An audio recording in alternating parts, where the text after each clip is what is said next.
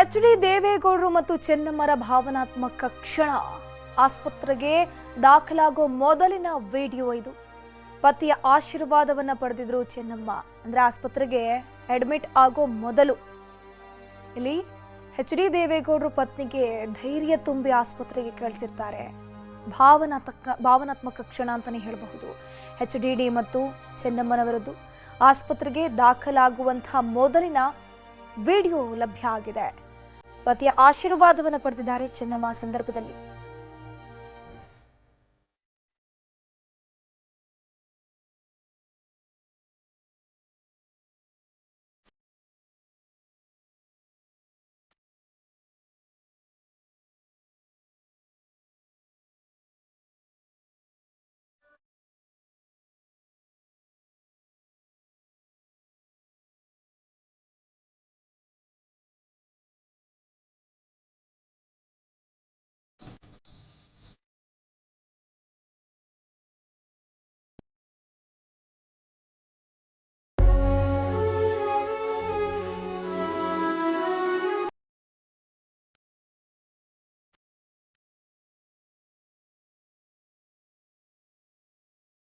ನೋಡಿ, ಚೆನ್ನಮ್ಮ ಆಸ್ಪತ್ರೆಗೆ ಅಡ್ಮಿಟ್ ಆಗೋ ಮೊದಲು ಗಂಡನ ಬಳಿ ಮಾತನಾಡಿ ಅವರ ಕಾಲನ್ನ ಮುಟ್ಟಿ ನಮಸ್ಕರಿಸಿ, ಅಲ್ಲಿ ಎಚ್.ಡಿ. ದೇವೇಗೌಡರು ಕೂಡ ಬಹಳ ಸಮಾಧಾನ ಮಾಡುವಂಥದ್ದು. ಪುಟ್ಟು ಮಕ್ಕಳಿಗೆ ಯಾವ ರೀತಿ ಆರೈಕೆ ಮಾಡ್ತಾರೆ ನೋಡಿ, ಅದೇ ರೀತಿ ಒಬ್ರಿಗೊಬ್ರು ಆರೈಕೆಯನ್ನು ಮಾಡಿಕೊಂಡು ಪ್ರೀತಿ ವಾತ್ಸಲ್ಯವನ್ನು ತೋರಿಸ್ಕೊಂಡು ಧೈರ್ಯ ಹೇಳ್ಕೊಂಡು ಬರೋಬ್ಬರಿ 72 ವರ್ಷ ನೋಡಿ ಮುತ್ತೈದೆಯರ ಪೂಜೆ ಆಗ್ತಾ ಇದೆ. ಅಂದರೆ ಇಲ್ಲಿ ಯಾವಾಗ ಪತಿಗಿಂತ ಪತ್ನಿ ಮೊದಲಿಗೆ ನಿಧನರಾಗ್ತಾರೆ ನೋಡಿ, ಒಂದು ರೀತಿ ಪುಣ್ಯ ಮಾಡಿದ್ದಾರೆ ಅಂತಲೇ ಹೇಳ್ತಾರೆ. ಯಾಕಂದರೆ ಆ ದೇವಿಯ ಶಕ್ತಿ ಇದ್ದಂತೆ ಅಂತ ಹೇಳ್ತಾರೆ. ಈಗ ಮುತ್ತೈದೆಯರ ಪೂಜೆ ಆಗ್ತಾ ಇದೆ. ಈ ಹಿಂದೆ ಕೂಡ ಚೆನ್ನಮ್ಮನವರಿಗೆ ಯಾವುದೋ ಒಬ್ಬ ಗುರೂಜಿ ಹೇಳಿರ್ತಾರಂತೆ ಮುತ್ತೈದೆಯಾಗಿ ಅವರು ಕೊನೆ ಹೆಸರು ಹೇಳ್ತಾರೆ ಅಂತ. ಅದೇ ರೀತಿ ಆಗಿದೆ. ಈಗ ಮುತ್ತೈದೆ ಪೂಜೆ ಆಗ್ತಾ ಇದೆ. ಅರಿಶಿನ ಕುಂಕುಮ ಹಾಕಿ ಹೂವನ್ನು ಮುಡಿಸಿ ಅವರನ್ನು ಅಲಂಕರಿಸಿ ಅದಾದಮೇಲೆ ಹುಟ್ಟೂರ್ನತ್ತ ಅವರ ಪಾರ್ಥಿವ ಶರೀರವನ್ನು ಕಳಿಸ್ಕೊಡಲಾಗುತ್ತೆ. ಮುತ್ತೈದೆ ಹಾಗೆ ಅವರು ಗಂಡನ ಕೈಯಿಂದ ಪೂಜೆಯನ್ನು ಮಾಡಿಸ್ಕೊಂಡು ಹುಟ್ಟೂರಿನತ್ತ ಹೋಗಿ ಅಲ್ಲಿ ಮಣ್ಣಿನಲ್ಲಿ ಲೀನ ಆಗಲಿದ್ದಾರೆ. ನೋಡ್ತಾ ಇದ್ರ ಕುಟುಂಬಸ್ಥರೆಲ್ಲರೂ ಕೂಡ ಈ ಒಂದು ಕೊನೆಯ ಹಂತದ ಪೂಜೆಯಲ್ಲಿ ಭಾಗಿಯಾಗಿದ್ದಾರೆ. ಅರಿಶಿನ ಕುಂಕುಮವನ್ನು ಹಚ್ಚಿ ಕಾಲಿಗೆ ನಮಸ್ಕಾರ ಹಾಕಿ ಆರತಿ ತಟ್ಟೆಯಲ್ಲಿ ಆರತಿಯನ್ನು ಬೆಳಗಿ ಅವರನ್ನು ಬೀಳ್ಕೊಡಲಾಗ್ತಾ ಇದೆ. ಬೆಂಗಳೂರಿನ ಪದ್ಮನಾಭ ನಗರ ನಿವಾಸದಲ್ಲಿ ಆಗ್ತಿರುವಂತಹ ಅಂತಿಮ ಪೂಜೆ ಪುನಸ್ಕಾರದ ದೃಶ್ಯವನ್ನು ನೀವು ನೋಡ್ತಾ ಇದ್ದೀರಾ. ಆರತಿಯನ್ನು ಬೆಳಗಿ ಆರತಿಗೆ ಎಲ್ಲರೂ ನಮಸ್ಕರಿಸ್ತಾ ಇದ್ದಾರೆ. ಪಾದಕ್ಕೂ ಎಲ್ಲರೂ ನಮಸ್ಕರಿಸ್ತಾ ಇದ್ದಾರೆ. ಅವರ ಇಡೀ ಕುಟುಂಬಸ್ಥರು ಈ ಕೊನೆಯ ಹಂತದ ಪೂಜೆಯಲ್ಲಿ ಭಾಗಿಯಾಗಿರುವುದು ನೋಡ್ತಾ ಇದ್ದೀರಾ. ತಾಯಿಯ ಪಾದವನ್ನು ಮುಟ್ಟಿ ಹಣೆಯನ್ನು ಮುಟ್ಟಿ ನಮಸ್ಕಾರ ಮಾಡ್ತಾ ಇರೋದು. ಇನ್ನೊಂದು ಕಡೆ ಅವ್ರ ಮೊನ್ನೆ ಉಸಿರಾಟದ ಸಮಸ್ಯೆ ಆಯಿತು ನೋಡಿ. ಆವಾಗ ಅವರನ್ನು ಆಸ್ಪತ್ರೆಗೆ ದಾಖಲು ಮಾಡಬೇಕು ಅಂತ ಗೊತ್ತಾದಾಗ ಅವರು ಮೊದಲು ಪತಿ ಹತ್ರ ಹೋಗ್ತಾರೆ. ಎಚ್.ಡಿ. ದೇವೇಗೌಡರ ಹತ್ರ ಹೋಗಿ ಮಾತನಾಡ್ತಾ ಎಚ್.ಡಿ. ಪ್ರೀತಿಯಿಂದ ಬಾಳೆಹಣ್ಣನ್ನು ತಿನ್ನಿಸಿ ಧೈರ್ಯದಲ್ಲಿರು, ಏನೂ ಆಗಲ್ಲ, ಹುಷಾರಾಗಿ ಬರ್ತೀಯಾ ಅಂತ ಹೇಳ್ಕೊಂಡು ಧೈರ್ಯ ಹೇಳೋದು. ಅದಾದಮೇಲೆ ತಿಂದ ಮೇಲೆ ಅವ್ರ ಕೈ ಒರೆಸುವಂಥ ಕೆಲಸವನ್ನು ಎಚ್.ಡಿ. ದೇವೇಗೌಡರು ಮಾಡ್ತಿದ್ದಾರೆ ನೋಡಿ. ಅವರಿಬ್ಬರ ಮಧ್ಯೆ ಇರುವಂಥ ಪ್ರೀತಿಗೆ ಇದೇ ಸಾಕ್ಷಿ. 72-73 ವರ್ಷದ ಸುದೀರ್ಘ ದಾಂಪತ್ಯ ಜೀವನ ಅವರದ್ದು. ರಾಜಕೀಯ ಜೀವನದಲ್ಲಿ ಎಚ್.ಡಿ. ದೇವೇಗೌಡರು ಇರ್ಬೋದು, ಎಚ್.ಡಿ. ಕುಮಾರಸ್ವಾಮಿ ಇರ್ಬೋದು, ಎಚ್.ಡಿ. ರೇವಣ್ಣ ಇರ್ಬೋದು, ನಿಖಿಲ್ ಕುಮಾರಸ್ವಾಮಿ ಇರ್ಬೋದು, ಇಷ್ಟೆಲ್ಲ ಘಟಾನುಘಟಿಗಳು ಒಂದು ಕುಟುಂಬದಲ್ಲಿದ್ದರೂ ಕೂಡ ಯಾವಾಗಲೂ ಹಮ್ಮು ಬಿಮ್ಮು ತೋರಿಸಿದವರಲ್ಲ ನೋಡಿ.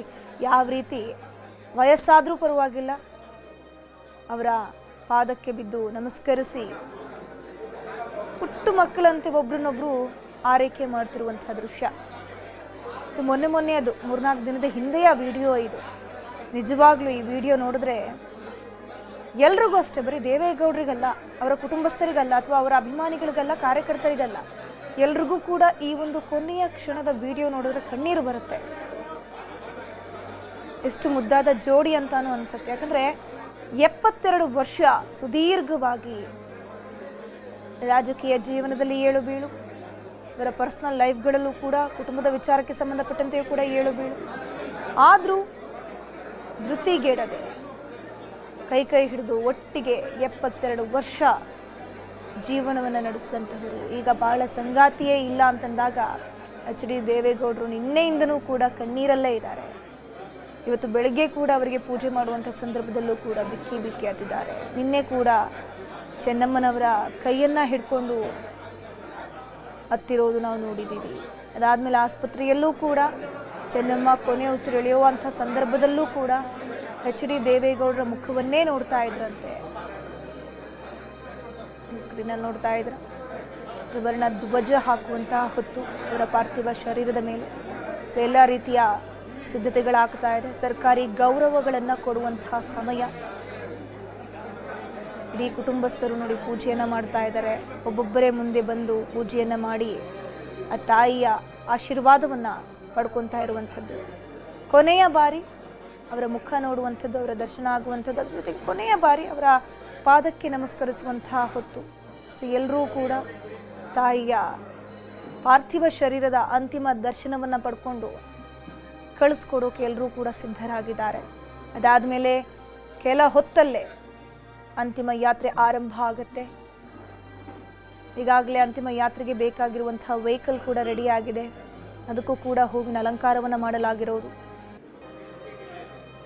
ಬೆಂಗಳೂರಿನ ಪದ್ಮನಾಭ ನಗರದ ನಿವಾಸದಿಂದ ಹೊಳೆ ನರಸೀಪುರದ ಕಡೆಗೆ ಯಾತ್ರೆ ಹೊರಡುತ್ತೆ. ಸರಿ, ಮಾರ್ಗದುದ್ದಕ್ಕೂ ಕೂಡ ಯಾರೆಲ್ಲ ಚೆನ್ನಮ್ಮನ ಅಂತಿಮ ದರ್ಶನ ಪಡಿಬೇಕು ಅಂತ ಇದ್ದಾರೆ ನೋಡಿ, ಹೋಗುವಂಥ ಮಾರ್ಗ ಮಧ್ಯದಲ್ಲೂ ಕೂಡ ಅವರ ದರ್ಶನವನ್ನು ನೀವು ಪಡ್ಕೊಳ್ಳಬಹುದಾಗಿದೆ.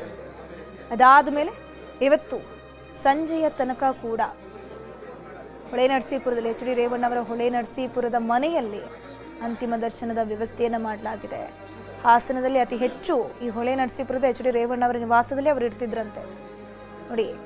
ತ್ರಿವರ್ಣ ಧ್ವಜವನ್ನು ಹೊದಿಸಿ ಗೌರವವನ್ನು ಸೂಚಿಸಲಾಗ್ತಾ ಇದೆ.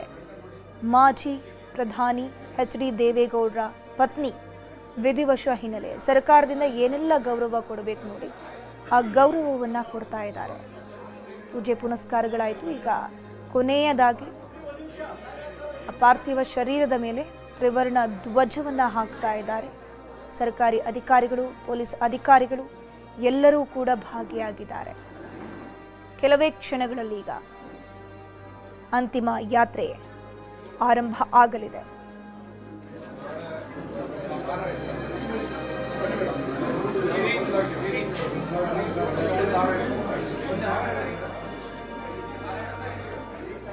ಎಲ್ಲರೂ ಕೂಡ ಹೇಳುವಂಥದ್ದು ಒಂದೇ,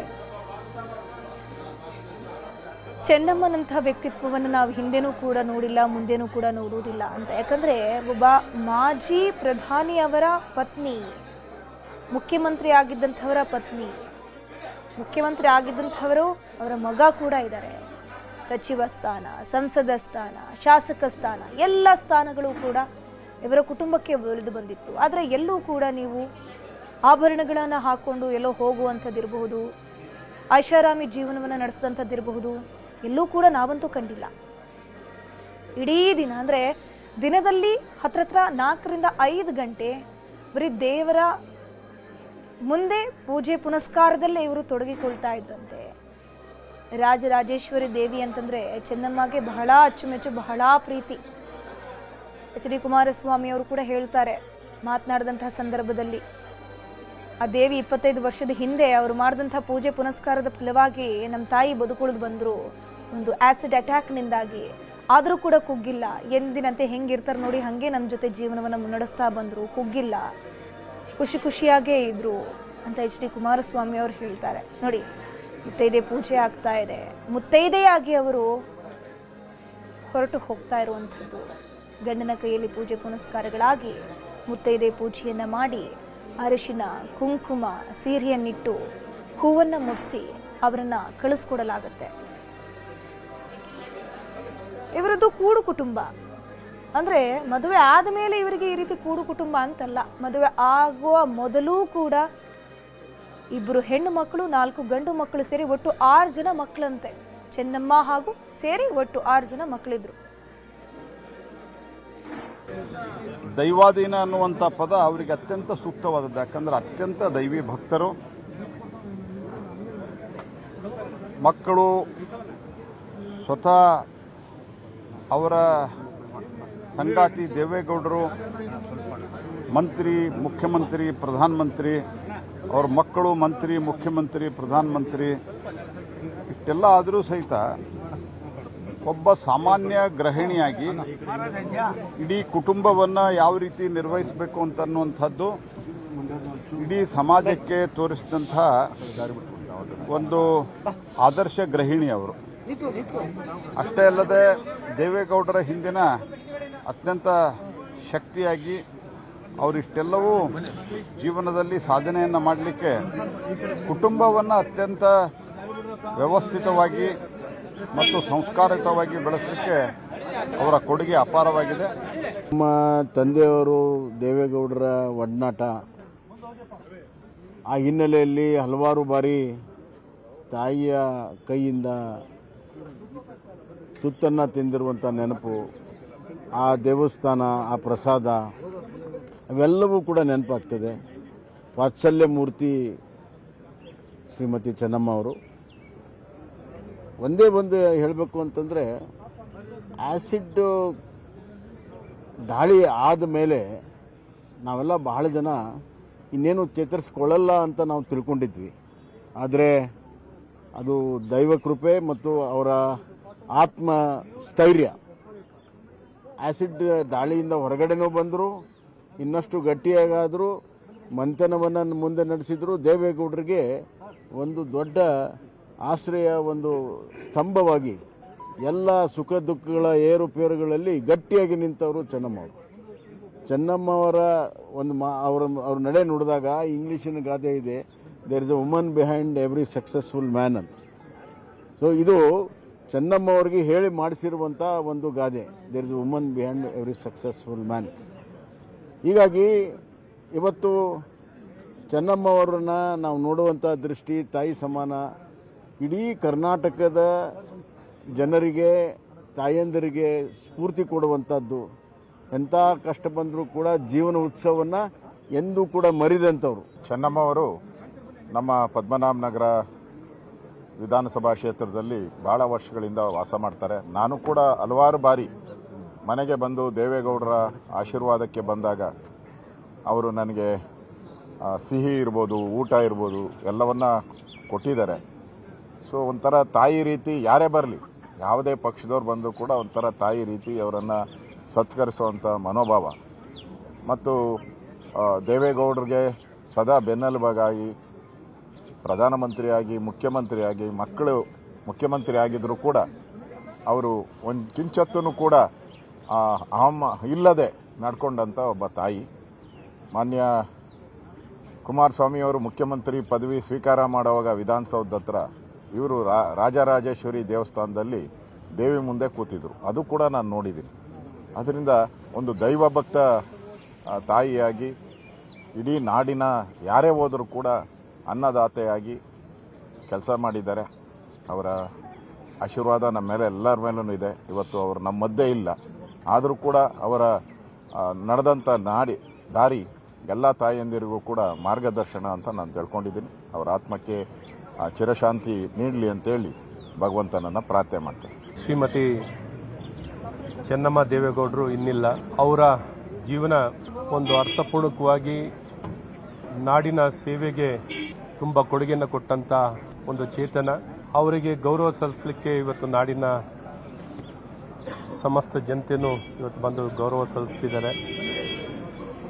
ಅವರ ಜೀವಮಾನ ಕಾಲದಲ್ಲಿ ಎಲ್ಲ ರೀತಿ ಸವಾಲನ್ನು ಕರ್ನಾಟಕದಲ್ಲಿ ಅವರು ನೋಡಿರುವಂಥದ್ದಿದೆ. ದೇವೇಗೌಡರಿಗೆ ನಮ್ಮ ಹಿರಿಯ ನಾಯಕರಾಗಿ ಮಾಜಿ ಪ್ರಧಾನಮಂತ್ರಿಗಳು, ಮಾಜಿ ಮುಖ್ಯಮಂತ್ರಿಗಳು ಕರ್ನಾಟಕದ ಸರ್ವಾಂಗೀಣ ಅಭಿವೃದ್ಧಿಗಾಗಿ ಅವಿರತವಾಗಿ ದುಡಿದಂಥ ದೇವೇಗೌಡರಿಗೆ ಹೆಗಲಿಗೆ ಹೆಗಲನ್ನು ಕೊಟ್ಟು ಎಲ್ಲ ಕಷ್ಟ ಸುಖ ಎಲ್ಲ ಹೋರಾಟದಲ್ಲಿ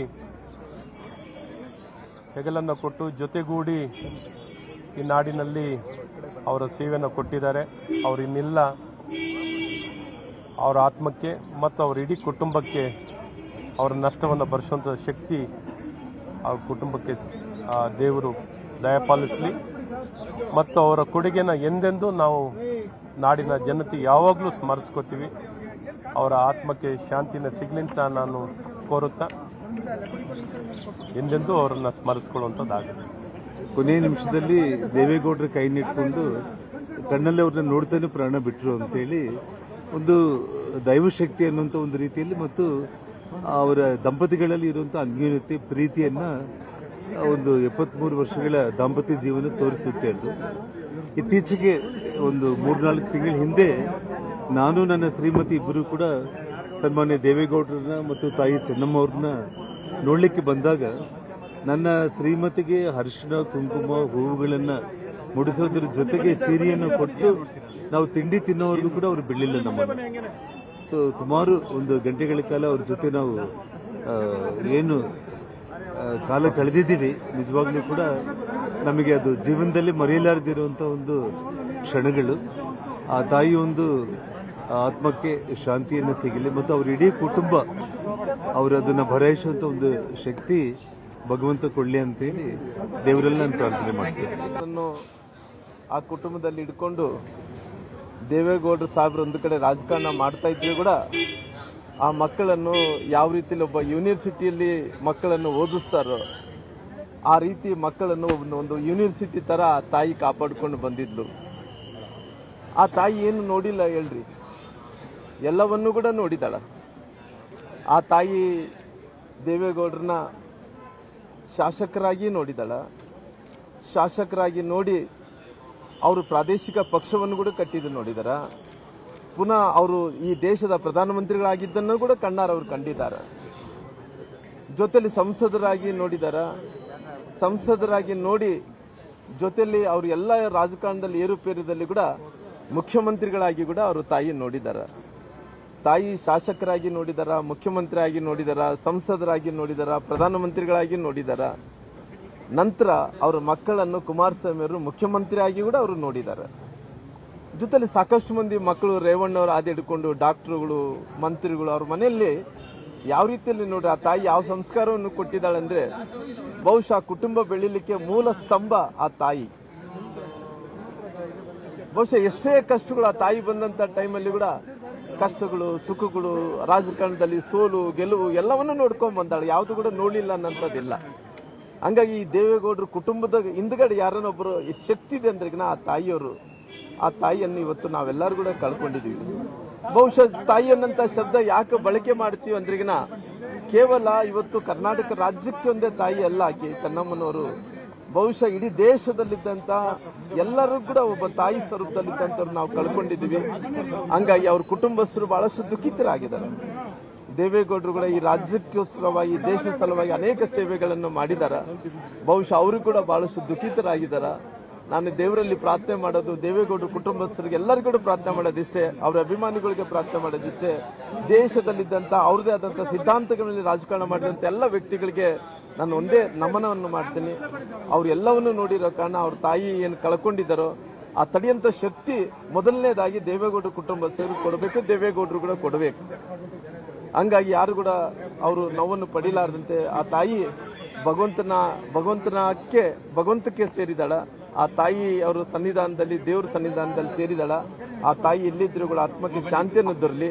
ಆ ತಾಯಿ ಎಲ್ಲಿದ್ರು ಕೂಡ ಈ ಮನೆಯನ್ನ, ಈ ಕುಟುಂಬವನ್ನು ಕಾಪಾಡ್ಕೊಂಡು ಹೋಗ್ಲಿ ಅಂತೇಳಿ ಆ ದೇವರಲ್ಲಿ ಪ್ರಾರ್ಥನೆ ಮಾಡ್ತಾ ಆ ತಾಯಿ ಆತ್ಮಕ್ಕೆ ಶಾಂತಿಯನ್ನು ಕೂಡ ದೊರಿಬೇಕು. ರಾಮುಲು ಏನು ವಿಚಾರಗಳು ಹೇಳಿದ್ದಾರೆ. ಚೆನ್ನಮ್ಮನವರು ನಮ್ಮೆಲ್ಲರೂ ಬಿಟ್ಟು ಅಗಲಿದ್ದಾರೆ. ಸನ್ಮಾನ್ಯ ದೇವೇಗೌಡರ ಕುಟುಂಬದ ಆಧಾರ ಸ್ತಂಭವಾಗಿ ಅವರು ತಮ್ಮ ಜೀವನವನ್ನು ಸಾಗಿಸಿದ್ರು. ಹಲವಾರು ಬಾರಿ ದೇವೇಗೌಡರನ್ನ ಭೇಟಿ ಮಾಡಲಿಕ್ಕೆ ನಾನು ಮನೆಗೆ ಬಂದಾಗ ದೇವ್ರ ಮನೆ ಎದುರುಗಡೆ ಕೂತ್ಕೊಂಡು ದೇವ್ರ ಪೂಜೆಯಲ್ಲಿ ಹೂ ಕಟ್ತಾನೋ ಅಥವಾ ಯಾವುದೋ ಒಂದು ಮಂತ್ರ ಹೇಳ್ತಾನೋ ದೇವ್ರ ಭಕ್ತಿಯಲ್ಲಿ ಯಾವಾಗಲೂ ತಲ್ಲೀನರಾಗಿರೋರು. ದೇವೇಗೌಡರ ಕುಟುಂಬ ಈ ಮಟ್ಟಕ್ಕೆ ಬೆಳೆದಿದೆ ಅಂತಂದರೆ, ಇಷ್ಟೊಂದು ಜನಮನ್ನಣೆ ಕುಟುಂಬಕ್ಕೆ ಸಿಕ್ಕಿದೆ ಅಂತಂದರೆ ಚೆನ್ನಮ್ಮನವರು ಈ ಕುಟುಂಬದ ಬಹಳ ದೊಡ್ಡ ಒಂದು ಆಧ್ಯಾತ್ಮಿಕ ಶಕ್ತಿ ಅಂತಂದರೆ ತಪ್ಪಾಗಲ್ಲ. ಹಿರಿಯ ಮುತ್ತೈದೆಯಾಗಿ ಅವರು ಅವರ ಜೀವನದ ಈ ಪಯಣವನ್ನು ಮುಗಿಸಿದ್ದಾರೆ. ಭಗವಂತ ಅವರಿಗೆ ಸದ್ಗತಿಯನ್ನು ಪ್ರಾರ್ಥನೆ ಜೊತೆಗೆ ಸಿಗಲಿ, ಅವರಿಗೆ ಸದ್ಗತಿಯನ್ನು ಭಗವಂತ ಕರುಣಿಸಲಿ. ದೇವೇಗೌಡರ ಕುಟುಂಬಕ್ಕೆ, ದೇವೇಗೌಡರಿಗೆ, ಅವರ ಎಲ್ಲ ಮಕ್ಕಳಿಗೆ, ಆಮೇಲೆ ಅವರ ದೊಡ್ಡ ಕುಟುಂಬ, ಆ ಇಡೀ ಕುಟುಂಬಕ್ಕೆ ಈ ನೋವನ್ನು ಭರಿಸುವಂಥ ಶಕ್ತಿ ಭಗವಂತ ನೀಡಲಿ, ಅವರಿಗೆ ಎಲ್ಲ ರೀತಿಯಲ್ಲಿ ಸದ್ಗತಿ ಸಿಗಲಿ ಅಂತ ಪ್ರಾರ್ಥನೆ ಮಾಡ್ತೀನಿ. ಎಚ್ ಡಿ ದೇವೇಗೌಡರ ಸಹಧರ್ಮಿಣಿ ಚೆನ್ನಮ್ಮ ಅವರು ದೇವೇಗೌಡರ ಮತ್ತು ಅವರ ಇಡೀ ಕುಟುಂಬದ ಒಂದು ಆಧಾರ ಸ್ತಂಭವಾಗಿದ್ದು, ಅವರಿಗೆ ವಿಶೇಷವಾದಂಥ ಶಕ್ತಿಯನ್ನು ಅವರ ಬದುಕಿನ, ದೇವೇಗೌಡರ ಬದುಕಿನಿಡೀ ಕೊಟ್ಟಂಥ ಒಂದು ಕೆಲಸ ಅವರು ಮಾಡಿದ್ದಾರೆ. ಅಂಥ ಒಬ್ಬ ತ್ಯಾಗಿ, ಒಂದು ಶಕ್ತಿವಂತ ಮಹಿಳೆಯನ್ನು ಕಳ್ಕೊಂಡು ದೇವೇಗೌಡರು ಅವರ ಫ್ಯಾಮಿಲಿಗೆ ಅಪಾರವಾದ ನಷ್ಟವಾಗಿದೆ. ಮತ್ತು ಅವರ ಅಪಾರ ಅಭಿಮಾನಿಗಳನ್ನು ಕೂಡ ಕಳೆದುಕೊಂಡಿದ್ದಾರೆ. ಒಬ್ಬಳು ತಾಯಿ ಹೇಗಿರ್ಬೋದು ಅಂತ ಹೇಳೋದಕ್ಕೆ ಮಾತೆ ಚೆನ್ನಮ್ಮ ಅಂತ ಬೇರೆ ಉದಾಹರಣೆ ನಮಗೆ ಯಾರಿಗೂ ಸಿಕ್ಕಲಿಕ್ಕಿಲ್ಲ ಅಂತ ನಾನು ಭಾವಿಸ್ತಾ ಇದ್ದೆ. ಈ ದೇಶದ ಪ್ರಧಾನಮಂತ್ರಿಯಾಗಿ, ಈ ರಾಜ್ಯದ ಮುಖ್ಯಮಂತ್ರಿಯಾಗಿ, ನೀರಾವರಿಯಲ್ಲಿ ಪ್ರಾಯಶಃ ಕರ್ನಾಟಕ ರಾಜ್ಯದ ಎಲ್ಲ ಭಾಗದ ಜನತೆಗೆ ಒಬ್ಬ ನೀರಾವರಿ ತಜ್ಞನಾಗಿ ಅವರು ಕೊಟ್ಟಂಥ ಕೊಡುಗೆ ಅಪಾರ. ರಾಜ್ಯದ ಹಿತಾಸಕ್ತಿಯನ್ನು ಕಾಯುವಂಥ ಆ ಯಾವುದೇ ಪ್ರಶ್ನೆಗಳು ಬರಲಿ, ಅದು ಪ್ರಧಾನಮಂತ್ರಿ ಆಗಿರುವಾಗಿರ್ಬೋದು, ಮುಖ್ಯಮಂತ್ರಿ ಆಗಿರುವಾಗಿರ್ಬೋದು, ಅಥವಾ ಲೋಕಸಭೆ ರಾಜ್ಯಸಭೆಯಲ್ಲಿದ್ದಾಗಿರ್ಬೋದು, ಈ ಪ್ರಾಯದಲ್ಲಿ ಕೂಡ ಅತ್ಯಂತ ಕಠೋರವಾಗಿ, ಗಂಭೀರವಾಗಿ ರಾಜ್ಯದ ಹಿತಾಸಕ್ತಿಯನ್ನು ಕಾಪಾಡಿದರಲ್ಲಿ ಮುಂಚೂಣಿಯ ನಾಯಕರು ಸನ್ಮಾನ್ಯ ಮಾಜಿ ಪ್ರಧಾನಿಯಾದಂಥ ದೇವೇಗೌಡರು. ಮತ್ತು ರಾಜಕಾರಣದಲ್ಲಿ ಎಲ್ಲವನ್ನು ಕೂಡ ಸಟದಿ ನಿಂತು ಮಾಡಿದವರು ನಮ್ಮ ಮಾಜಿ ಪ್ರಧಾನಮಂತ್ರಿಗಳಾದಂಥ ದೇವೇಗೌಡರು. ಅವರಿಗೆ ಪೂರ್ತಿ ಸಹಕಾರಗಳನ್ನು ಕೊಟ್ಟವರು ತಾಯಿ ಚೆನ್ನಮ್ಮನವರು. ದೇವೇಗೌಡರ ಮಾತಲ್ಲೇ ಹೇಳುವುದನ್ನು ನಾವೆಲ್ಲ ಕೇಳಿದ್ದೀವಿ. ಯಾವುದೋ ಒಂದು ಕಾಲಘಟ್ಟದಲ್ಲಿ ತನ್ನ ದುಡಿಮೆ ಮಾಡುವಂಥ ಸಂದರ್ಭಗಳಲ್ಲಿ, ಆರ್ಥಿಕವಾಗಿ ಸಬಲರಲ್ಲದಂಥ ದಿನಗಳಲ್ಲಿ ತಾಯಿ ತನ್ನ ಎಲ್ಲವನ್ನ ತನ್ನ ಪತಿಯವರಿಗೆ ಬೇಕಾಗಿ ಎಲ್ಲವನ್ನ ಕೊಟ್ಟು ಮುಂದೆ ಹೋಗಿ ಅಂತ ಹೇಳಿ ಅವರಿಗೆ ಆಧಾರ ಸ್ತಂಭವಾಗಿ ನಿಂತು ಮತ್ತೆ ಮತ್ತೆ ಮುನ್ನಡೆಸಿದವರು ತಾಯಿ ಚೆನ್ನಮ್ಮನವರು ಅಂತ ಹೇಳುವಂಥದ್ದು ನಾವು ಕೇಳಿದ್ದೀವಿ. ಪ್ರಾಯಶಃ ದೇವೇಗೌಡರು ಮತ್ತು ಚೆನ್ನಮ್ಮನವರು ಇಬ್ಬರು ಕೂಡ ಇನ್ನೂ ಒಂದಷ್ಟು ದಿನ ಬದುಕು ಇರ್ತಿದ್ರೆ ಒಬ್ಬ ರಾಜ್ಯದಿಂದ ಹೋದಂಥ ಒಬ್ಬ ವ್ಯಕ್ತಿ ದೇಶದ ಪ್ರಧಾನಮಂತ್ರಿಯಾಗಿ ಅವರ ಮಾತಿಗೆ ಇನ್ನಷ್ಟು ತೂಕಗಳನ್ನು ಕೊಡಲಿಕ್ಕೆ ಆ ತಾಯಿಯ ಬೆಂಬಲದ ಅವಶ್ಯಕತೆ ಇತ್ತು ಅಂತ ನಾನು ಭಾವಿಸ್ತಾ ಇದ್ದೇನೆ. ತುಂಬ ಬೇಜಾರಾಗ್ತಾ ಇದೆ ಇವತ್ತು. ಯಾಕೆ ಅಂದರೆ ಚೆನ್ನಮ್ಮ ಅವರು ನಮ್ಮನ್ನು ಬಿಟ್ಟು ಹೋಗಿದ್ದಾರೆ. ನನಗೆ ಜ್ಞಾಪಕ ಇರೋ ಹಾಗೆ ನಾನು ಯಾವಾಗಲೂ ದೇವೇಗೌಡಜಿ ಮನೆಗೆ ಬರ್ತಾ ಇದ್ದೆ. ಆವಾಗ ಅವರು ನಮಗೆ ತುಂಬ ಪ್ರೀತಿಯಿಂದ ಮಾತಾಡಿಸೋದು, ತುಂಬ ಪ್ರೀತಿಯಿಂದ ಊಟ ಮಾಡಿಸೋದು. ಸೊ ಅವರಲ್ಲಿರೋ ಒಂದು ಮಾತೃಭಾವ ಏನಿದೆ, ತಾಯಿ ಭಾವ ಏನಿದೆ ಅಂತ ನಿಜವಾಗ್ಲೂ ನಾವು ಒಂದು ಒಳ್ಳೆ ವ್ಯಕ್ತಿನ, ಒಳ್ಳೆ ಮಹಿಳೆನ ನಾವು ಮಿಸ್ ಮಾಡ್ಕೊಳ್ತೀವಿ ಅಂತ ನಾನು ಹೇಳ್ತೀನಿ. ಮಾಜಿ ಪ್ರಧಾನಿಗಳಾದ ಎಚ್ ಡಿ ದೇವೇಗೌಡರ ಧರ್ಮಪತ್ನಿ ಚೆನ್ನಮ್ಮನವರು ದೈವಾಧೀನರಾಗಿದ್ದಾರೆ. ಮುಖ್ಯವಾಗಿ ಒಂದು ವಿಷಯ ಹೇಳೋದಕ್ಕೆ ಇಷ್ಟಪಡ್ತೀನಿ. ಮೊತ್ತೈದೆ ಸಾವು ಎಷ್ಟು ತಾಯಿಂದ್ರಿಗೆ ಸಿಗೋಕ್ಕೆ ಸಾಧ್ಯ? ಎಲ್ಲೋ ಒಂದು ಕಡೆ ದೇವೇಗೌಡರು, ನಾನು ಒಂದೇ ಜಿಲ್ಲೆಯವರು ಅಂತ ಹೇಳ್ಕೊಳ್ಳೋದಕ್ಕೆ ಹೆಮ್ಮೆ ಅನಿಸುತ್ತೆ. ಆ ತಾಯಿ ಆತ್ಮಕ್ಕೆ ಶಾಂತಿ ಸಿಗಲಿ ಅನ್ನೋದೇ ನನ್ನ ಅನಿಸಿಕೆ. ನಮಸ್ಕಾರ. ಅತಿ ಶ್ರೇಷ್ಠ ತಾಯಿಯವರ ಸ್ಥಾನದಲ್ಲಿ ಮಾದರಿಯಾಗಿದೆ. ಇಷ್ಟೊಂದು ದೊಡ್ಡ ಕುಟುಂಬವನ್ನು ಸಾಕಿ ಸಲಿವಿ ತಾಯಿ ಸ್ಥಾನ ಎಷ್ಟು ಪವಿತ್ರವಾದ್ದು, ಅದರ ಹಿರಿತನ ಮತ್ತು ಅವರನ್ನು ಯಾವ ರೀತಿ ಮಕ್ಕಳನ್ನ ಕಾಪಾಡಬೇಕು, ಮೊಮ್ಮಕ್ಕಳನ್ನ ಅನ್ನೋದರಲ್ಲಿ ಮಾದರಿಯಾಗಿದೆ. ಅವರ ಸೇವೆ ದೇವೇಗೌಡರ ಬೆಳವಣಿಗೆಗೆ, ದೇವೇಗೌಡರು ಇಷ್ಟೊಂದು ದೊಡ್ಡ ಸ್ಥಾನಕ್ಕೆ ಹೋಗ್ಬೇಕಾದ್ರೆ ಆ ತಾಯಿದೆ ಅರ್ಧ ಪಾಲಿದೆ. ಆ ತಾಯಿ ಇವತ್ತು ಸ್ವರ್ಗಸ್ಥರಾಗಿದ್ದಾರೆ. ಭಗವಂತ. ಮಾಜಿ ಪ್ರಧಾನಿ ದೇವೇಗೌಡರ ಪತ್ನಿ ನಿಧನರಾಗಿದ್ದು, ಪದ್ಮನಾಭರದ ನಿವಾಸದಲ್ಲಿ ಅಂತಿಮ ದರ್ಶನದ ಆಗ್ತಾ ಇದೆ. ದೇವೇಗೌಡರ ಮನೆಯಲ್ಲಿ ಚೆನ್ನಮ್ಮಗೆ ಕಡೆಯ ಪೂಜೆಯನ್ನ ನೆರವೇರಿಸಲಾಗಿದೆ. ಎಚ್.ಡಿ. ದೇವೇಗೌಡರು, ಎಚ್.ಡಿ. ಕುಮಾರಸ್ವಾಮಿ ಅವರು ಕಡೆಯ ಪೂಜೆಯನ್ನ ಮಾಡಿದ್ದಾರೆ. ಪೂಜೆಯ ವೇಳೆ ಕಣ್ಣೀರು ಹಾಕಿದ್ದಾರೆ ದೇವೇಗೌಡರು ಹಾಗೂ ಕುಮಾರಸ್ವಾಮಿ. ನಾನು ಬರ್ತಾ ಇದ್ದೆ, ನನ್ನನ್ನು ಕರ್ಕೊಂಡು ಹೋಗ್ಬೋದಿತ್ತಲ್ವಾ ಅಂತ ದೇವೇಗೌಡರು ಕಣ್ಣೀರು ಹಾಕಿದ್ದಾರೆ. ನಾಳೆ ಹೊಳೆನರಸೀಪುರದ ಬಳಿ ಅಂತ್ಯ ಸಂಸ್ಕಾರ ನಡೆಯಲಿದೆ. ಬೆಳಗ್ಗೆ 9:30ವರೆಗೂ ಎಚ್.ಡಿ. ರೇವಣ್ಣ ಅವರ ಹೊಳೆನರಸೀಪುರದ ನಿವಾಸದಲ್ಲಿ ಆ ಭಾಗದ ಜನರು ಬಂದು ಅಂತಿಮ ದರ್ಶನವನ್ನು ಪಡ್ಕೊಳ್ಬಹುದಾಗಿದೆ. 9:30 ನಂತರ ಅಲ್ಲಿ ಅಂತ್ಯ ಸಂಸ್ಕಾರವು ನಡೆಯಲಿದೆ. ನೀವು ದೃಶ್ಯದಲ್ಲಿ ನೋಡ್ತಾ ಇದ್ದೀರ, ಒಂದು ಕಡೆ ಪದ್ಮನಾಭನಗರದಲ್ಲಿ, ಬೆಂಗಳೂರಿನ ಪದ್ಮನಾಭನಗರದಲ್ಲಿ ಅಂತಿಮ ದರ್ಶನ ಆಗುತ್ತೆ.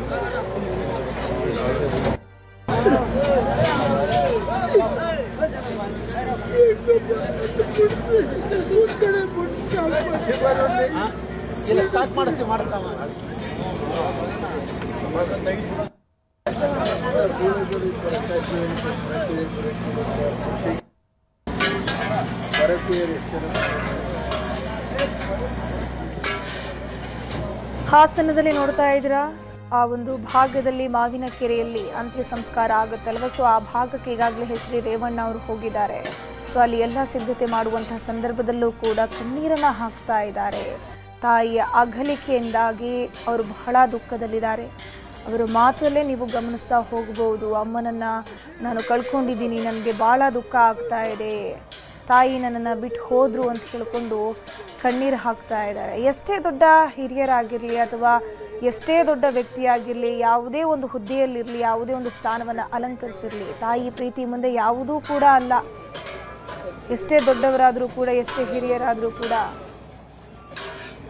ಕಣ್ಣೀರು ಹಾಕ್ತಾರೆ.